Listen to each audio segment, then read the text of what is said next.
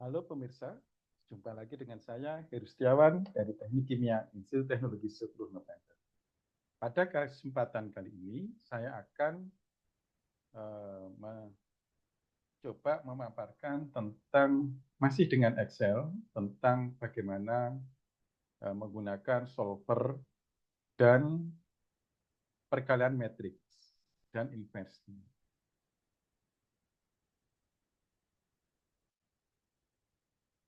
Oke, jadi coba kita lihat. Jadi ini sebagai contoh adalah bagaimana kita mengatur komposisi cairan sebuah produk. Jadi kasusnya seperti ini.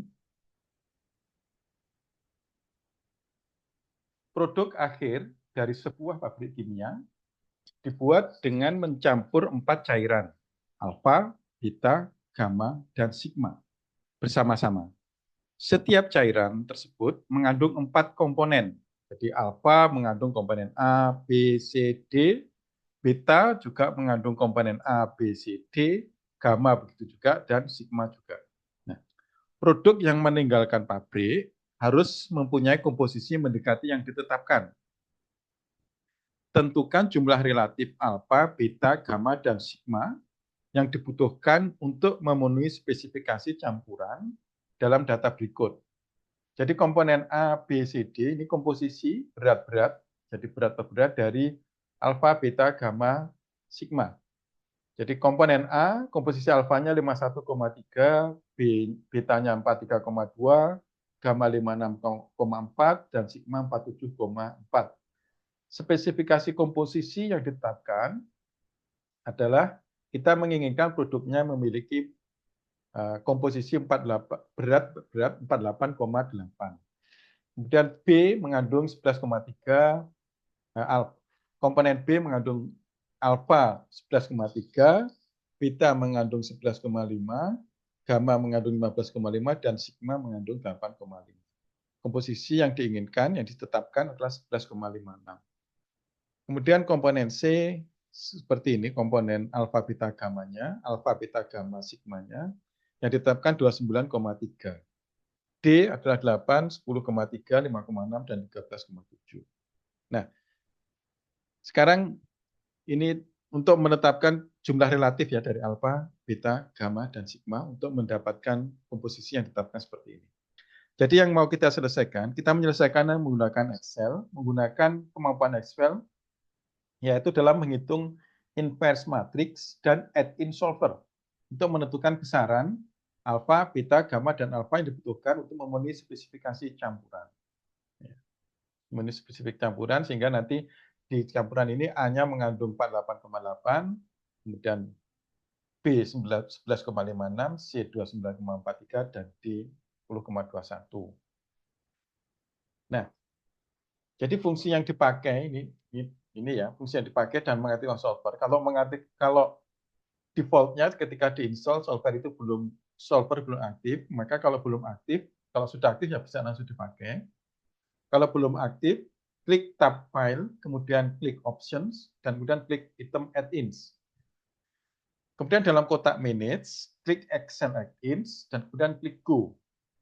Dan dalam kotak dialog add-ins, pilih solver add-in, checkbox, dan kemudian klik OK. Nah, kemudian untuk sintaks fungsi yang mau kita pakai, yaitu ini adalah yang pertama, M-inverse. Ini adalah inverse dari matriks sintaksnya. M-inverse, kurung buka, array, kurung tutup. Jadi ini adalah deretan dari angka, deretan dari data, himpunan data. Array adalah array of numbers. Jadi, array dari bilangan-bilangan atau angka dengan baris dan kolom sama. Jumlah baris dan kolomnya sama. Jika ada sel dalam array ini kosong atau mengandung nilai bukan numerik, atau array-nya kolomnya tidak sama, jadi misalnya 5 kali 4, berarti kolom array-nya tidak sama, maka fungsi akan mengembalikan error, value error. Nah, fungsi yang kedua, mmult, ini adalah M sintaksnya, mmult itu perkalian matriks, array 1 kali array 2. Jadi array 1 adalah array dengan jumlah kolom sama seperti jumlah baris dalam array 2. Array 2 adalah array dengan jumlah kolom yang sama seperti jumlah baris dalam array 1. Nah, jadi kira-kira kita akan menggunakan ini. Nah, ini yang snapshot yang sudah diselesaikan ya. Kira-kira tadi kalau solver itu nanti kita bisa buat seperti ini. Ini yang menggunakan M inverse, kemudian yang ini menggunakan solver. Ini adalah constraint-nya. Ya, constraint. Nah, sekarang bagaimana kalau kita lihat Excel-nya? Oke. Jadi Excel-nya adalah seperti ini. Bisa kita buat seperti ini.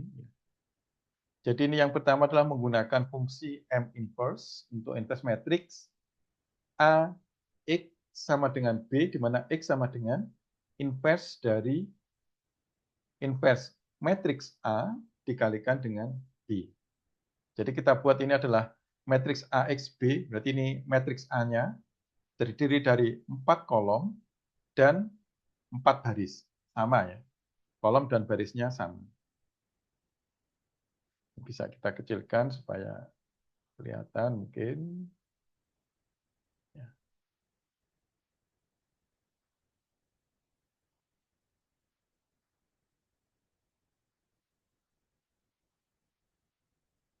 Nah, kemudian ini adalah data yang kita diketahui tadi. Jadi untuk A ini alfa bit 51,3 11, ya ini adalah datanya. Jadi data dari angka yang ini tadi. Ini A, B, C, D mengandung komposisi dari alfa, beta, gamma, sigmanya adalah ini. Jadi ini menjadi matriks yang ini. Jadi X-nya adalah alfa, beta, gamma, sigma. Dan B-nya adalah komposisi yang ditetapkan atau spesifikasinya. Itu 48,8, 11,56, 29,43, dan 10,21. Nah, pertama kita menghitung inverse matrix. Jadi bisa kita mulai dari klik fx ini ya. Kalau fx, kemudian bisa kita cari inverse. Jadi ini sudah inverse. Kemudian bisa kita ini. Nah, matriksnya adalah ini. Kita pilih ini. Dan oke. Kita dapatkan angka ini. Atau kita taruh di sini. Ini adalah nanti hasil dari inverse dari matriks ini. Bisa kita tulis sama dengan M inverse kurung buka. Kemudian kita pilih matriksnya dan kurung tutup. Nah, kita dapatkan hasil dari inverse-nya. Jadi inverse metrik ini. Nah, untuk mencari X-nya ini, yaitu alfa, beta, gamma, sigma, yaitu X sama dengan inverse dari matriks A dikalikan dengan B. Ini kita taruh di sini. Yaitu dengan menggunakan fungsi M mul. Jadi, sama dengan M ULT kurung buka. Kemudian array-nya adalah ini dikalikan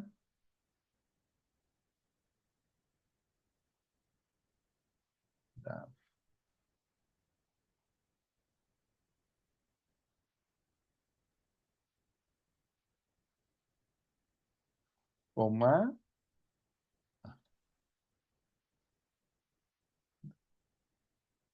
Jadi yang ini ditaruh di sini. Kemudian MULT kurung I5 bintang G5 ya, jadi bisa ditaruh di sini. Atau kalau ini contoh bisa kita klik di sini. Nah, kemudian kita cari MULT MM ya, MMULT.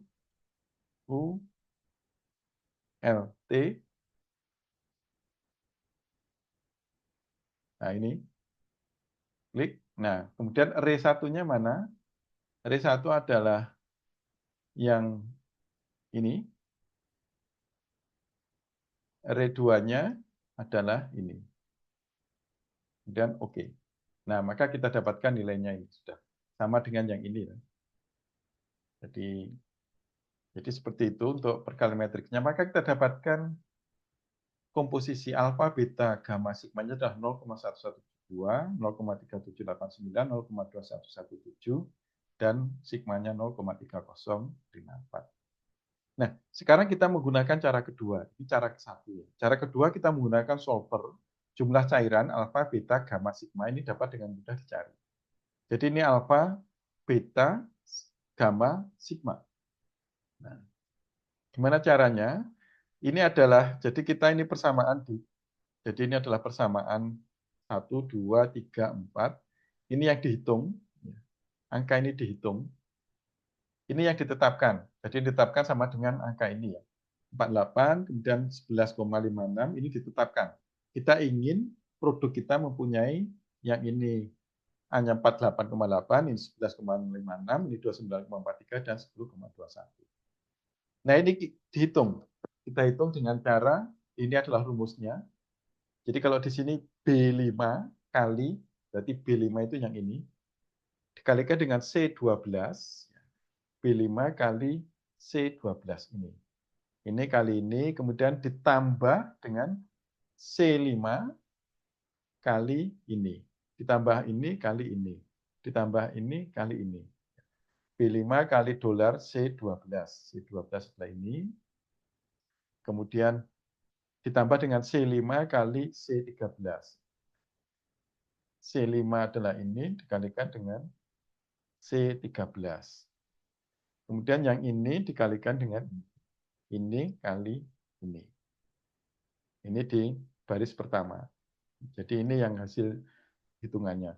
Nanti kalau sudah dihitung dengan hasilnya dolar ini kita bisa tarik ke bawah ini. Oke.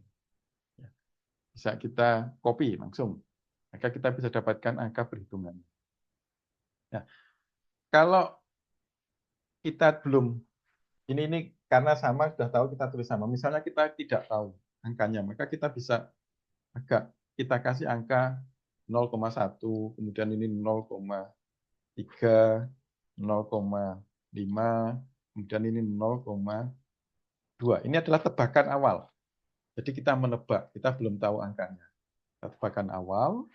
Nah, kemudian ini kita pakai solver di sini ya. Ini tetapkan. Jadi ini kita pakai taruh di sini, kemudian solver itu ada di tab data, kemudian ini pilih solver. Nah, jadi set objektif adalah ini. C18 yang ini ya. C18. Ini yang mau diubah-ubah. Ke nilai berapa? Jadi ini ada to max, min. Kita pilih yang value of sama dengan ini, 48,8. Ini yang ditetapkan. Yang diubah mana? By changing variable cells. Jadi ini yang diubah adalah ini. Ya, dengan mengubah angka ini. Constraint-nya, kalau mengubah constraint kita bisa tambah add. Add yaitu C19 yang ini. C19 sama dengan I19. Kita pilih ya. Jadi kita bisa tambah add. Nah, nanti kita pilih C19 misalnya. Kemudian ini sama dengan I19. Karena tadi sudah ditambahkan, enggak saya tambahkan, cancel aja ya. Jadi kemudian yang C20 sama dengan I20 dan kemudian yang C21 sama dengan I21.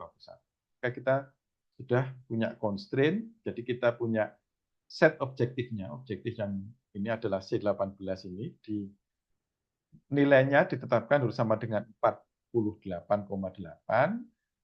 Kemudian dengan mengubah sel yang ini, 1, 2, 3, 4, constraint-nya subject constraint ini sama dengan ini sama dengan ini, dan sama dengan ini. Setelah semuanya terisi, kita klik solve.